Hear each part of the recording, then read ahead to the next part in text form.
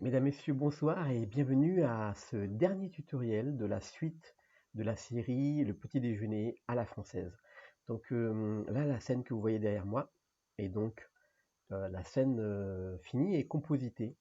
Alors le compositing permet de passer d'une scène qui est comme celle-ci. Alors il n'y a pas de flou focal, là je l'ai enlevé pour le compositing. Et on arrive ensuite avec le compositing à une scène où les couleurs, on peut rehausser les tons, les couleurs, les valeurs voilà, de l'image. Et on va voir donc tout de suite donc cette partie-là qui s'appelle le compositing. Mais juste avant, je voudrais juste faire un tout petit truc ici. Alors je vais vous montrer. Moi, j'ai donc rajouté ici un volume irradiance avec beaucoup plus de définition. Et c'est là. Et je l'ai donc ici, j'ai augmenté ici la résolution. On peut augmenter encore, hein, et ça permet déjà d'avoir un rendu final qui est euh, beaucoup plus beau, hein, beaucoup plus réaliste. Et ici, il n'y a plus les parties sombres au niveau de l'intérieur du croissant, parce que juste avant de faire le backing, c'est-à-dire le rendu du volume et radiance, j'avais augmenté moi mon Word à 4. J'avais boosté le Word. Vous voyez qu'ici, il n'y a plus d'influence. Si je mets à 0, vous voyez, la table elle reste colorée de la même manière parce qu'en fait, le volume irradiance, il prend toutes les influences de lumière et il va les baquer sur les objets, il les rapporte sur les objets. Et ensuite, donc, quand vous voulez modifier les valeurs de, même de la texture, eh bien, ça ne change pas grand-chose au niveau de la lumière en tout cas, ou des reflets, puisqu'en fait, ils sont inclus dans les objets. Voilà. C'est assez, voilà, ça il faut le savoir. Donc, on a cette scène, une fois qu'on a paramétré comme ça, on va couper ici au niveau de ma caméra, on va couper la caméra, elle est là en bas, le depth of field, et on va laisser le focus sur l'objet que vous voulez, par exemple ici, ou la distance que vous voulez, hein. Là, j'avais mis la vapeur, donc j'avais cliqué sur la vapeur pour avoir la vapeur un peu plus nette, pour qu'on puisse un petit peu plus la voir. Donc ensuite, le reste, on va le faire en compositing. Alors le compositing, on va ici, tac, et on a par défaut donc le render layer, notre scène, et on va faire CTRL SHIFT dessus pour avoir, voilà, et pour avoir le viewer. Alors le viewer, vous pouvez l'afficher ici, background, d'accord. Comme ça, vous pouvez travailler en plein écran avec votre on appuie sur Move comme ça, on bouge le fond et on peut travailler comme ça à côté. Par exemple, lorsqu'on fait on va ajouter une petite modification de couleur ici, on peut l'ajouter ici, on fait Shift A, on ajoute couleur, et par exemple, on va prendre balance des blancs, balance des couleurs. Et tout de suite ici, juste pour vous montrer, si on met un peu de rouge, vous voyez, tout de suite, on voit la scène changer. Alors moi, je passe, je vais vous montrer. Donc ici, donc le viewer node, je vais désactiver le background, je le garde comme ça.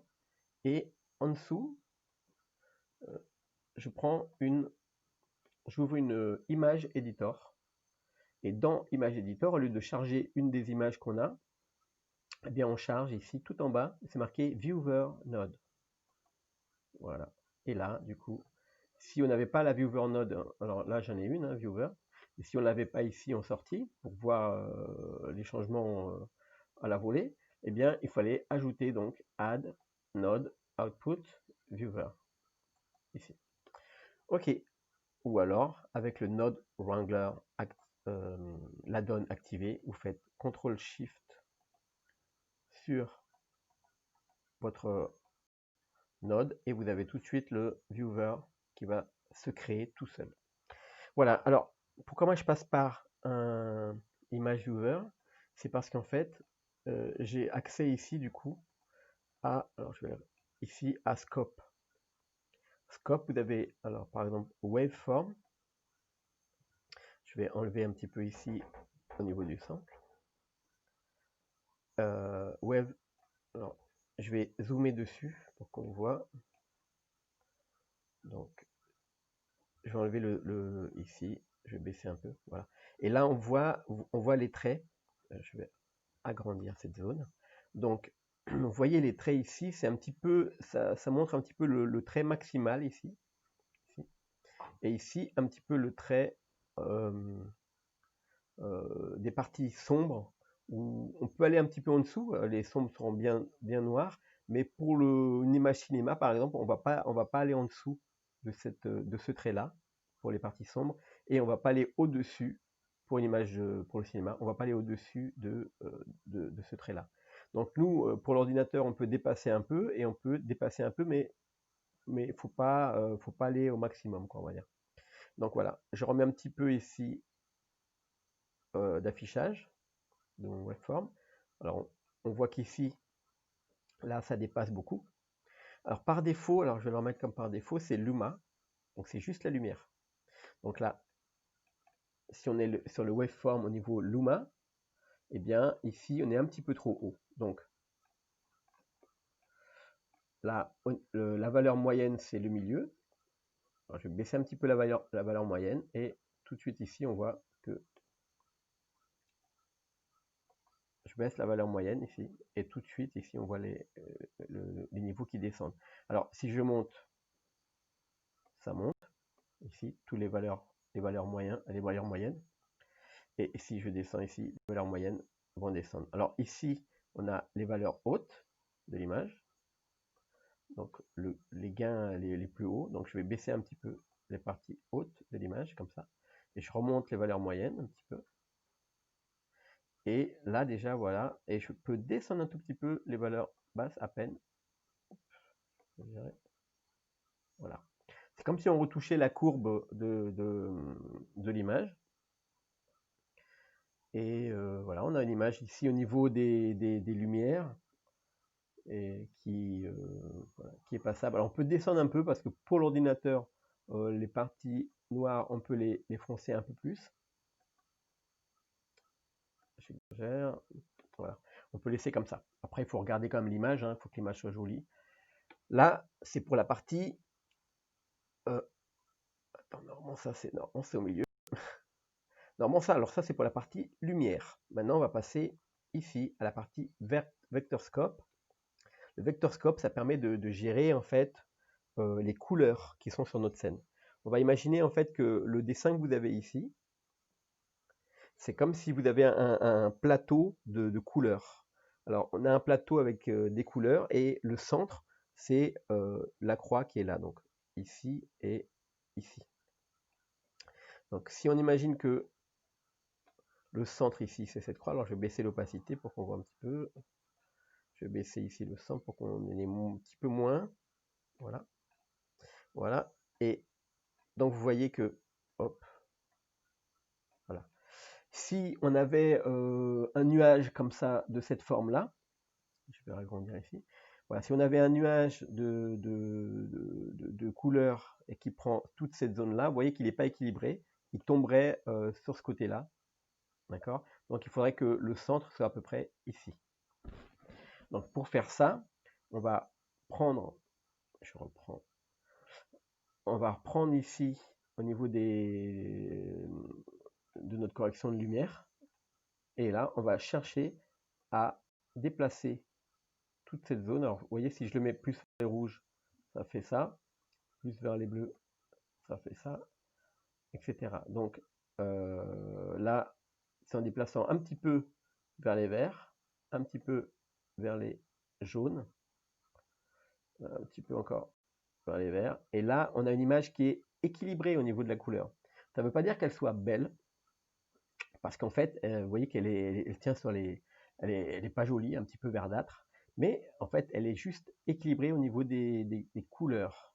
Donc après, on va chercher par exemple ici à renvoyer, alors un peu plus, les tons plus clairs.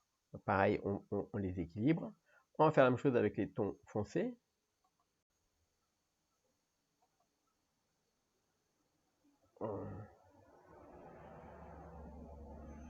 Voilà. OK. Un petit peu encore. OK.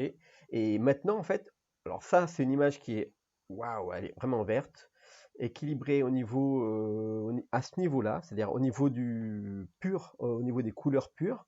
Mais nous, pour que l'image soit belle, donc on revient ici au niveau des plans moyens, on revient vers le centre. Donc on va laisser les couleurs au niveau des tons clairs. Ouais, on va revenir un petit peu sur les jaunes quand même, hein. On va avoir un petit déj du matin. Donc il vaut mieux que notre image soit pas très équilibrée, on va dire. Qu'elle soit, la balance des blancs soit un petit peu sur les jaunes quand même, parce que c'est quand même le matin. Donc voilà. Donc là, par exemple, on va laisser comme ça, c'est à peu près équilibré. C'est pas hyper équilibré, mais c'est déjà mieux qu'au départ. Alors, je vais prendre l'image du départ. Voilà. Et là, l'image équilibrée, plus ou moins. Ok. Alors maintenant, on peut mettre plus de contraste d'ailleurs. Un petit peu dans les parties, vous voyez, les parties sombres. Les parties sombres, c'est pareil ici. On va descendre un tout petit chouïa. Alors, si on veut aller tout doucement, au niveau du choix de la couleur, on clique ici. Attendez. On clique comme ça. Et là, on a différents modes de choix de couleur. Hop. Et là, on peut aller tout doucement avec Shift. Et on peut bouger comme ça le curseur avec beaucoup plus de douceur, en gardant le doigt sur Shift. Ou alors ici, on peut prendre... J'ai lâché trop vite. Donc là, voilà, on bouge tout doucement. Ok. Et là, ici, vous pouvez aussi prendre des valeurs. Ou alors vous dire, ok, moi je veux que la valeur la plus sombre, ce soit celle-ci, et vous piquez avec la pipette. Vous cliquez, vous allez chercher la couleur ici. C'est hyper foncé. Ah bah oui. Donc là, on va remonter.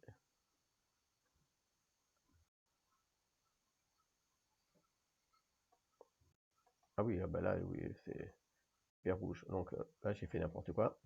Donc là, on va revenir ici. C'est vrai que un petit peu rouge, c'était pas mal du coup, mais pas trop. Voilà, on va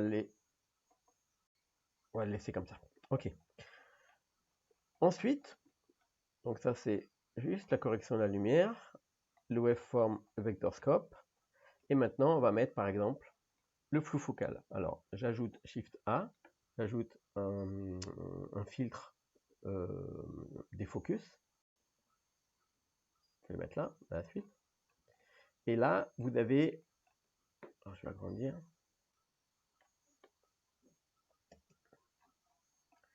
Je vais réafficher le backdrop ici. Et là, vous avez ici use Z-buffer. Le Z-buffer, c'est la profondeur qu'on avait entré nous dans la caméra. Donc on prend le def ici, la profondeur, et on va le mettre dans le Z ici. Z qui est la profondeur.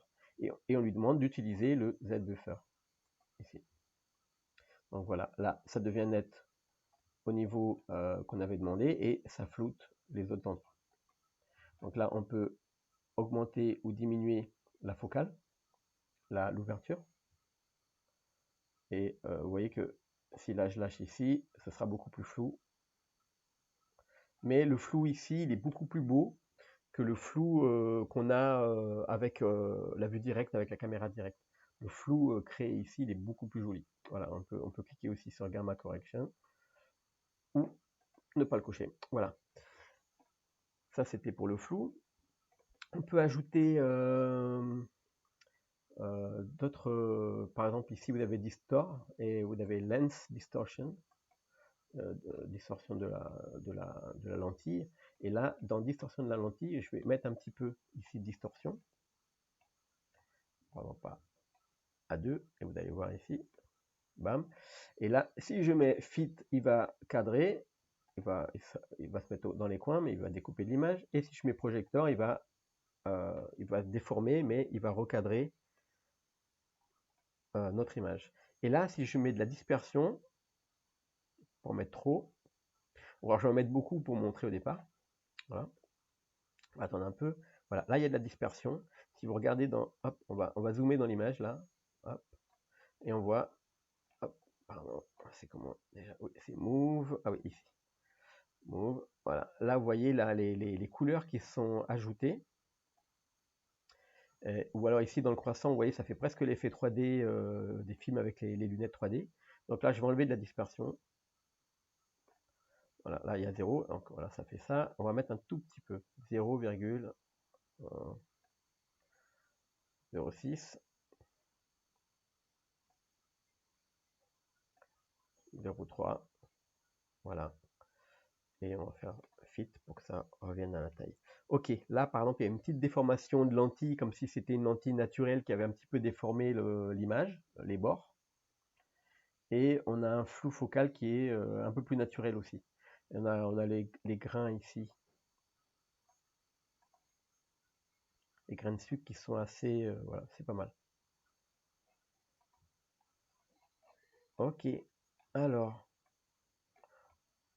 on a donc colorisé notre image, on a mis un flou focal, et il y a plein de filtres.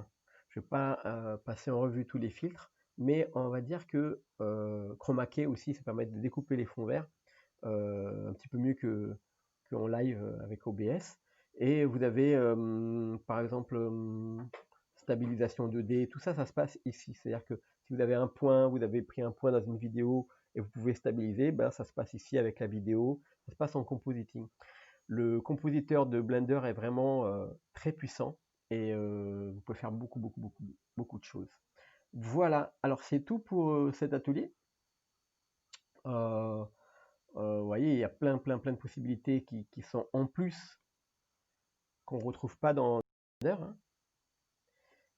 Et ce que je voulais vous montrer ici, c'était le waveform et le vector scope qu'on retrouve uniquement ici, et aussi bien sûr en montage vidéo. Et il est beaucoup plus pratique au niveau du montage vidéo. Voilà.